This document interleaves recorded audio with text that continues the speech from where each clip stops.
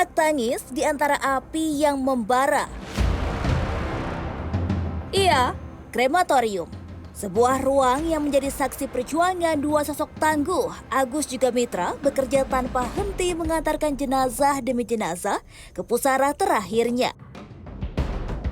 Puluhan tahun menjalani profesi sebagai seorang petugas kremasi bukanlah suatu perjalanan yang mudah. Suasana duka haru, tekanan mental hingga pengalaman mistis kerap mereka alami.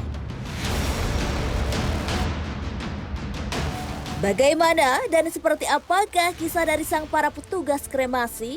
Berikut penuturannya.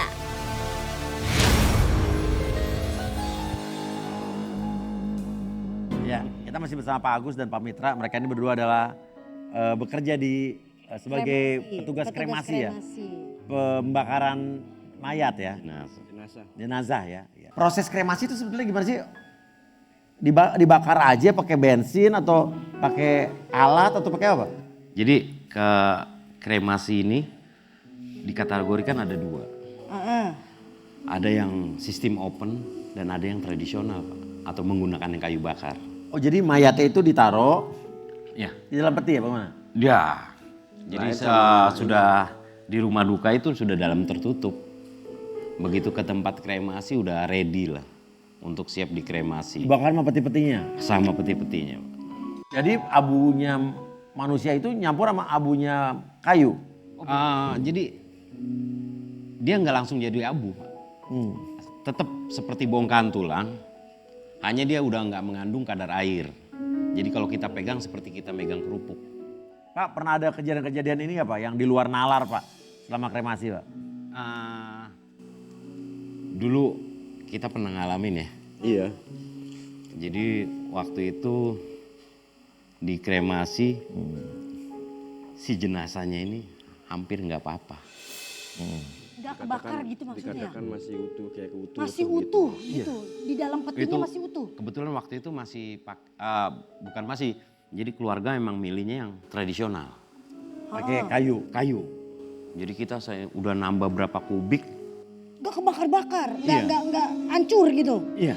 Jadi bahkan si api seperti menjilat aja, tapi nggak makan. Oh jadi kayak menjilat tapi nggak hancur gitu, nggak kebakar lah, nggak kebakar. Cuman kayak nyentuh gitu doang. Orang punya ilmu ya saya pikir ya.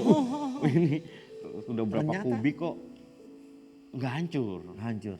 Jadi saya temuin salah satu tokoh agamanya Pak atau pendetanya. Muka agamanya lah. Muka kita omongin.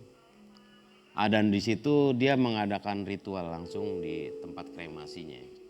Karena kalau di tempat kremasi itu terbuka Pak, ruang terbuka. Diritualin, katanya menurut mereka dia memberatkan adiknya. Gimana tuh maksudnya memberatkan adiknya? Jadi semasa hidupnya kata keluarganya itu dia emang berdua hidupnya. Oh adik kakak ini? Adik kakak. Dan sementara ini adiknya tinggal di Amerika.